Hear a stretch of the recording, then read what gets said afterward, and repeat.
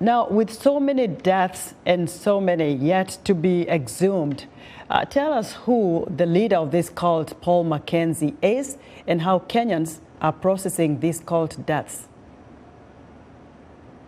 Very well. Paul Mackenzie, who is also known as Dengue in another name, has a long history with the arm of the law, severally charged in court with criminal activities and radicalization. And he's basically even been discussed in parliament. Currently, together with his third wife and 16 others, they are being charged with acts of terror, murder, and kidnapping. So we are looking at Paul Mackenzie as a hardcore criminal, essentially hiding under the facade of religion. In 2019, Paul Mackenzie recanted his undertakings of a church that he had partnered with others, and he went into this ravenous, murderous spree that has indeed shocked the country. President William Ruto says he is taking responsibility for this tragedy, but what more is being done to educate Kenyans, especially those who are so vulnerable to such cults? Well, good question. The president has put together a task force to review legal and regulatory framework within the religious forum. And essentially, this will then be an undertaking to sort of entrench reforms that will lead to self-regulation. Because currently, religion, is regulated under the Societies Act, which is a 1968 relic.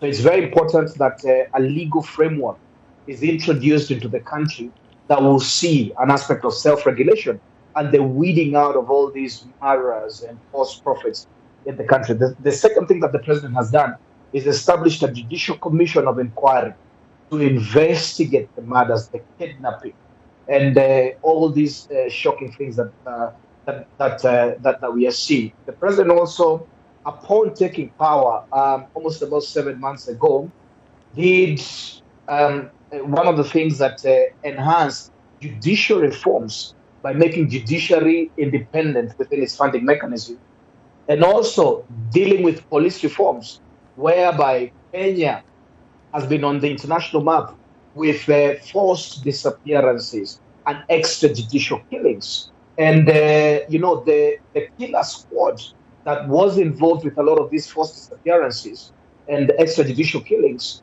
majority of those of its officers are under arrest, and they're being charged with many of these things. Dennis, so the president is undertaking. Right. Now, as authorities investigate these deaths, do we know if they have sought to know exactly what happened to Paul Mackenzie's first and second wife?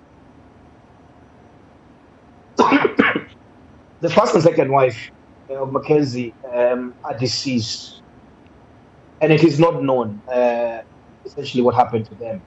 But I believe that the Judicial Commission of Inquiry will be able to give us an in-depth analysis on the lives and the undertakings of the Mackenzie, and also it will be able to give us a face, and an in-depth face and an in-depth analysis on exactly the dealings of the Shakahola Forest Park.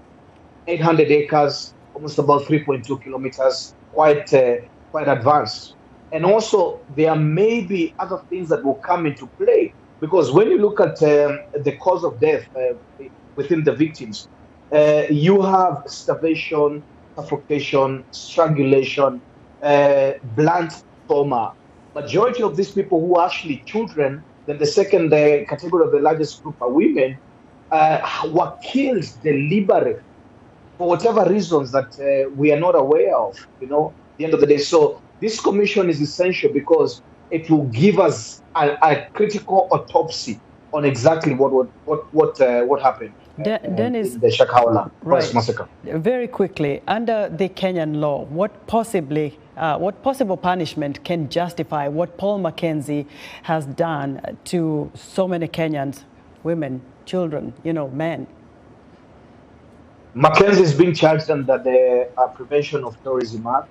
So he's facing terrorism charges, he's facing murder charges, is facing kidnapping charges. There are also other statutory requirements that he may not have followed. For example, failing to bury without permits and informing authorities. There are several other charges that him, jointly with 16 others and his third wife, will be charged with.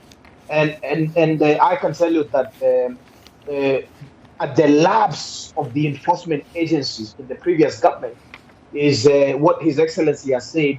Every chief, every police officer that was within that area, a regulatory system within our social frameworks called Nyumba Kumi must be answerable into the lapses that happened, that they never saw this coming.